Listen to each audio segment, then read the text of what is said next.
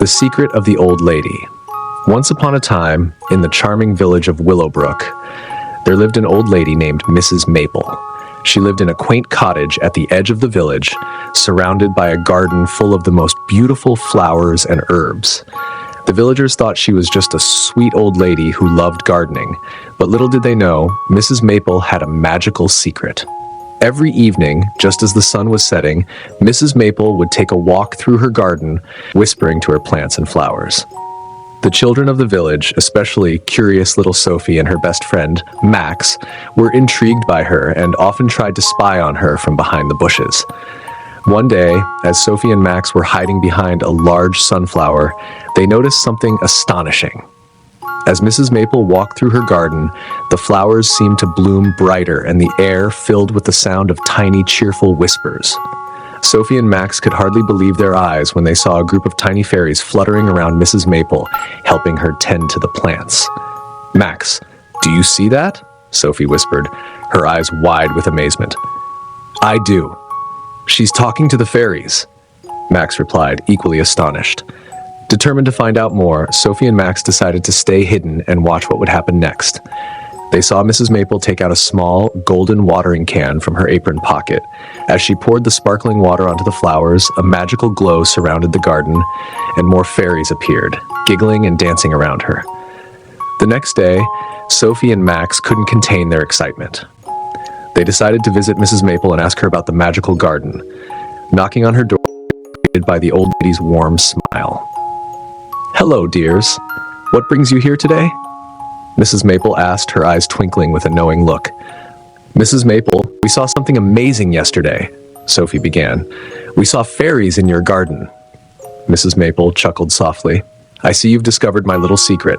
Come in, children. Let me tell you a story." As they sat down in Mrs. Maple's cozy living room, she began her tale. "I discovered deep in the forest. The water from that spring has special powers. It can make plants grow faster, flowers bloom, and it can even attract fairies. I've been using that water to take care of my garden and help the fairies ever since."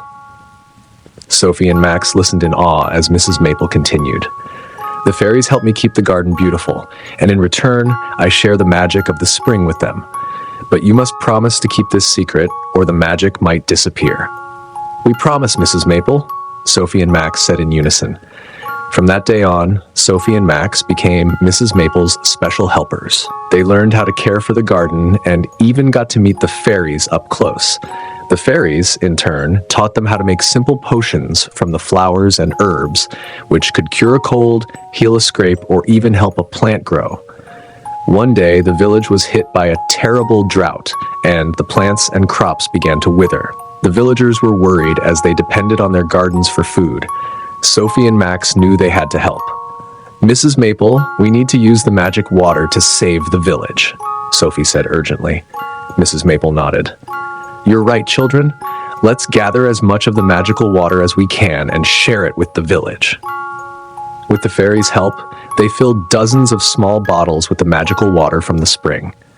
Sophie, Max, and Mrs. Maple distributed the water to the villagers, instructing them to use it sparingly on their crops and gardens. As the days passed, the village transformed. The gardens flourished, crops grew tall and strong, and the villagers were overjoyed. They had no idea about the magical secret behind the transformation, but they were deeply grateful to Mrs. Maple, Sophie, and Max for their help. The village of Willowbrook thrived, and the legend of the magical garden grew. Sophie and Max continued to learn from Mrs. Maple and the fairies, becoming wise and kind caretakers of the village's natural beauty. And so the secret of the old lady, the magical spring, and the fairy garden remained a cherished mystery, known only to those with the purest hearts and the keenest eyes for magic.